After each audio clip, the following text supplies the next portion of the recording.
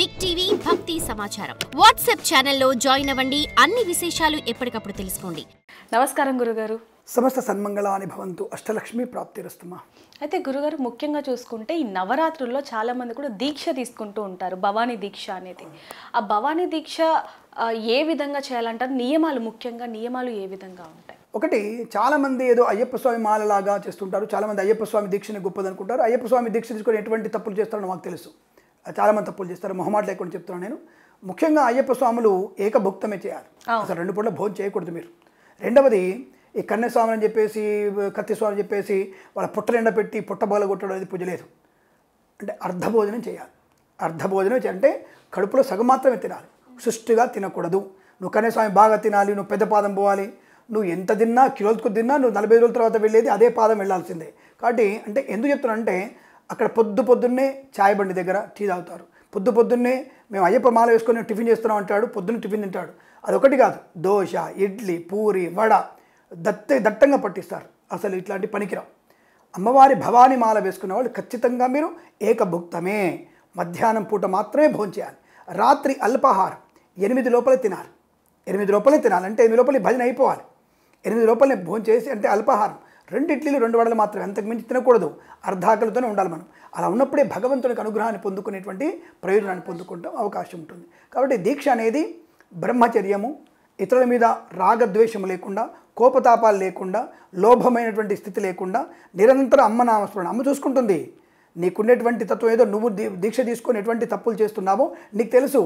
ఆ విషయం అమ్మవారికి తెలుసు, మాకు తెలియకపోయినా అమ్మవారికి తెలుస్తుంది. కాబట్టి ఎలా ఉండాలో దీక్షగా, బ్రహ్మచర్యంగా, లోపభూయిష్టంగా జరగకుండా ఎంతవరకు పూజ చేయండి. ఒక భవానీ మాల అమ్మవారి ఫోటో పెట్టుకొని, అమ్మవారికి కలశ స్థాపన చేసుకొని, రోజు అమ్మవారికి అష్టోత్తరాలు చెప్పుకుంటూ 41 రోజులు మండల దీక్ష చేసే. దాంట్లో అర్ధమండలం అంటాడు, లేదు. మండల దీక్ష ఒకటే ఉంటుంది. అర్ధమండల దీక్ష, దశదిన దీక్ష ఇలాంటివన్నీ లేవు. కాబట్టి 41 రోజులు దీక్ష చేసే వాళ్ళు ఉంటే మాత్రమే దీక్ష చేయండి. ఎక్కడ కూడా 21 రోజులు చేయొచ్చు, 10 రోజులు చేయొచ్చు, ఒకరోజు మాల వేసుకొని వెళ్ళొచ్చు. దానికి మాల ఎందుకు? డైరెక్ట్ అమ్మవారి దగ్గరికి దండం పెట్టుకుని సరిపోద్దిగా. కాబట్టి అటువంటి మాలలు లేవు. 41 రోజులు అమ్మవారికి అమ్మవారికి ఎరుపు రంగు వస్త్రాలు వేసుకొని నిరంతరం అమ్మనామస్మరణ, నిరంతరం దుర్గాదేవి స్తోత్ర పారాయణం, ఐగిరి నందిని పాటలు పాడుకుంటూ ప్రశాంతంగా ఉండి అమ్మవారిని మీరు దర్శనం చేసుకొని ఇరుముడి కట్టుకుని అమ్మవారి దగ్గరికి వెళ్ళి ఆ ఇరుముడి ప్రసాదాన్ని అమ్మవారికి అప్పచెప్పి మీ దీక్ష విరమణ చేయొచ్చును. జాగ్రత్తగా ఉండాలి. అంటే నియమ నిష్టలు బాగా ఉండాలి. తప్పకుండా నియమిస్తూ ఉండాల్సిందే. ఎక్కడ చావుకి పుట్టుకకి వెళ్ళకూడదు, పనికిరాదు, గుర్తుపెట్టుకోండి. గురుగారు, చాలా వరకు కూడా ఈ నవరాత్రులు ఏవైతే ఉన్నాయో, ఈ నవరాత్రులు మొత్తం కూడా, అంటే ఈసారి మొత్తం కూడా చూసుకుంటే 11 రోజులు అని చెప్పొచ్చు. ఈ 11 రోజుల్లో ఆడవాళ్ళకి ముఖ్యంగా చూసుకుంటే పీరియడ్స్ రావటం ఇలాంటివి కొన్ని జరుగుతూ ఉంటాయి. కాబట్టి మరి నవరాత్రుల్లో మనం గత వీడియోలో మాట్లాడుకున్నట్టుగా 11 రోజులు కూడా అమ్మవారి దీక్షలో ఉండాలి, అమ్మవారిని ఏ విధంగా పూజించాలనేది మనం చెప్పుకున్నాం. మరి మధ్యలో, అంటే మధ్య సమయంలో, మధ్య నవరాత్రుల్లో ఆడవాళ్ళకి నెలసరి వస్తే మరి ఏ విధంగా? ఒకటి ఇక్కడ బాగా చెప్పుకోవాల్సిందంటే, ఒకసారి ఒక నెలసరి వచ్చిన తర్వాత 10 రోజుల లోపల వస్తే దానికి దోషం లేదు. అంటే 10 రోజుల లోపల ఒకసారి కొంతమందికి వస్తూ ఉంటుంది, దానికి ఎటువంటి దోషం లేదు. పక్షము దాటిన తర్వాత, అంటే ఇప్పుడు సపోజ్ మనకి 5 రోజుల క్రితం మనకి నెలసరి వచ్చింది, మధ్యలో మనకి 5 రోజుల స్టార్టింగ్లోనే మళ్ళీ 5వ రోజు మహాలక్ష్మి రోజు మనకి మళ్ళీ నెలసరి వచ్చింది. దోషం అంటే దోషం కాదు. 10 రోజుల లోపల వస్తే దోషం కాదు. పక్షము దాడితే మాత్రం దోషం. సపోజ్ మనకి 10 రోజుల ముందు నెలసరి వచ్చింది, 5 రోజులు మళ్ళీ లక్ష్మీదేవి అవతారంలో మళ్ళీ బయట వచ్చేసాం, అది దోషమే. అంటే మళ్ళీ మీరు పూజకి అర్హత ఉండదు, పూజ చేయడానికి పనికిరాదు. అక్కడ కలశం తీసేయాలా? అక్కర్లేదు. మీ వారం చేస్తున్నారు, మీ భర్త గారు ఉన్నారు కదా. పోని భర్త గారు ఏదో వేరే దేశం వెళ్ళారు, వేరే గ్రామం వెళ్ళారు. మీ అత్తగారు ఉన్నారు కదా, మీ మామగారు ఉన్నారు కదా, వాళ్ళు కూడా వృద్ధులండి చేయలేరు.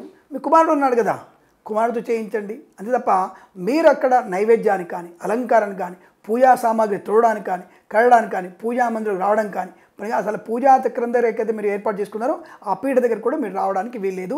మీరు సపరేట్గా వేరే రూమ్లో ఉండాల్సిందే. ఈ పూజ దగ్గరికి రావాల్సిన అవసరం లేదు. అక్కడ పూజలో మీరు పాలు పంచుకోకూడదు, అది ఎట్టి నిషిద్ధమైంది.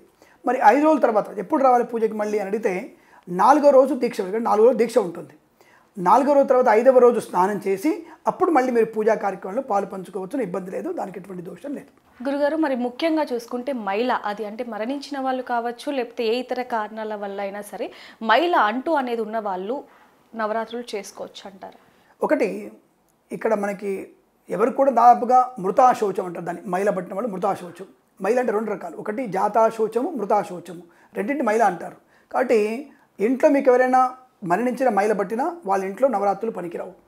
ఎవరైనా ఇంట్లో ఎవరైనా పిల్లలు పుట్టినా సరే వాళ్ళ ఇంట్లో నవరాత్రులు పనికొచ్చే అవకాశం లేదు కాబట్టి ఆ ఇంటిలో ఎట్టి పరిస్థితుల్లో మృతా శౌచము జాతా శౌచం ఉన్న వాళ్ళు ఈ యొక్క పూజలలో పురస్కారాల్లో పాలు పంచుకోకూడదు, దీక్ష ఉండదు, పనికిరాదు. అలాగే సపోజ్ ఇప్పుడు మా ఇంట్లో మా నాన్నగారు కాలం చేశారు, ఈ సంవత్సరం పాటు నేను ఎటువంటి కలశ స్థాపన పూజలు పునస్కారాలు చేయకూడదు, పనికిరాదు అన్న విషయాన్ని గుర్తుపెట్టుకోండి. గురుగారు, నవరాత్రులు చేసేవాళ్ళు ఖచ్చితంగా కలశాన్ని ఇంట్లో పెట్టాల్సిందే అంటారా, లేకపోతే అమ్మవారి అనుగ్రహంతో అమ్మవారిని స్మరిస్తూ పూజలు చేసుకుంటే మంచిది అంటారా? స్మరణ భావము వేరు, కలశ స్థాపన వేరు, ఫోటో పెట్టుకొని పూజ చేసుకోవడం వేరు, శ్రీచక్రార్చన వేరు, నవావరణ పూజ వేరు, ఇలా అనేక రకాల పూజలు ఉంటాయి. ముఖ్యంగా శరన్నవరాత్రి ఉత్సవంలో కలశ స్థాపన ప్రధానమైనది. కలశ స్థాపన ప్రధానం లేకుండా మనం పూజ చేసుకునే అర్హత లేదు. కానీ అందరిలో సాధ్యం కాదు కదా. సింగిల్ బెడ్రూమ్ ఉంది, ఇద్దరు ఆడపిల్లలు ఉన్నారు, ఎప్పుడు నెలసరుస్తో తెలియదు, తనకి నెలతో తెలియదు, ఒకటే రూమ్ ఉంది, చేసుకోలేను. దానికి ఏం చేయాలి? ఒక గూట్లో అమ్మవారి ఫోటో పెట్టుకొని రోజు మీరు లలిత పారాయణం కానీ, రోజు దుర్గమ్మవారి అష్టోత్తరం నిత్య దీపారాధన చేసుకోవడం కానీ చేస్తే తప్పకుండా మీకు అమ్మవారి శరన్నవరాత్రి ఉత్సవాలు చేసినటువంటి ఫలితమే దక్కుతుంది. కానీ కలశ స్థాపన చేయడం విశేషంగా చెప్పబడింది. శరన్నవరాత్రి ఉత్సవాలు చాలా గంభీరమైనవి, ప్రత్యేకమైనవి, చాలా పద్ధతితో చేయాల్సినవి కాబట్టి వీలైనంతవరకు కలశం చేసుకోవాలి.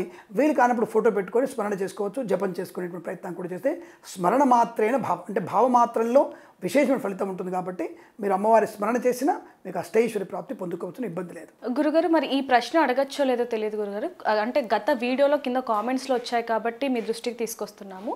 అంటే ఈ నవరాత్రుల్లో విజయదశమి వరకు కూడా చూసుకుంటే భార్యాభర్తలు అన్యోన్యంగా ఉండొచ్చా? లేదు, ఇద్దరు కూడా అంటే ఎట్టి పరిస్థితులు అటువంటిది దీక్ష అనేదే బ్రహ్మచర్య దీక్ష. మీరు అడిగేది బ్రహ్మచర్యంగా ఉండాలనేది.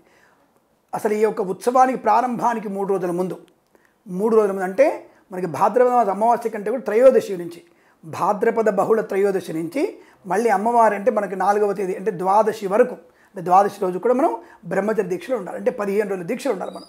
అది బ్రహ్మచర్య దీక్ష ఉండాలి, ఏకభుక్తం ఉండాలి, గ్రామాంతరం వెళ్ళకూడదు, మహిళలకి శాతజానికి వెళ్ళకూడదు. దీక్ష అనేది దీక్షనే ఉంటుంది. అమ్మవారి కొరకు ఈ దీక్ష చేస్తున్నాను కాదు, నా మంచి కొరకు అమ్మవారిని నేను కోరుకోబోతున్నాను దీక్ష అని చెప్పి తప్ప నువ్వేంటి అమ్మవారి కోసం ఈ దీక్ష ఎందుకు? అమ్మవారి దీక్ష నువ్వు అక్కర్లేదు. అమ్మవారికి బ్రహ్మాండం ఎలా ఉండాలో తెలుసు కాబట్టి దాని గురించి మీరు ఆలోచించకూడదు. అమ్మవారి దీక్ష కొరకు అంటే మా అమ్మవారిని సేవించడం కోసం నేను దీక్ష తీసుకుంటున్నాను అనేటువంటి భావనతో ఉండాలి తప్ప భార్యాభర్తలు కూడా బ్రహ్మచర్య దీక్ష ఉండాలి. అందులో ఎటువంటి సందేహం లేదు. మీరు అడిగిన ప్రశ్న సమాధానం, ఎట్టి పరిస్థితుల్లో కూడా మీరు బ్రహ్మచర్య దీక్ష లేకుండా ఎటువంటి దీక్షలు ఉండవు, పనికిరావు. ధన్యవాదాలు గురుగారు. అఖండ Lakshmi ప్రాప్తిరస్తు. For more videos like this, subscribe Big TV channel.